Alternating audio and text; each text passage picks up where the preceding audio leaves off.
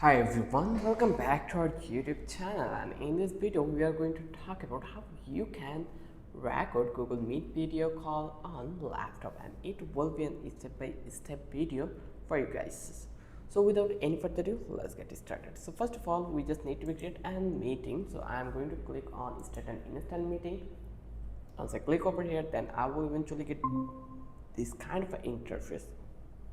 So once my meet already been started, so I will go over here, click on start menu, and then search for snipping tool, and then just click this one, and here you will get these options for the record. Just click this one, new, and you just need to be click on this and check this out, and in this way you can record your Zoom meeting or your Google Meet. So I hope you understand how easy the process was. If you love this video, then don't forget to subscribe our channel and don't forget to hit the like button. Till then, have a good day. I will catch you in the next video with an interesting topic again.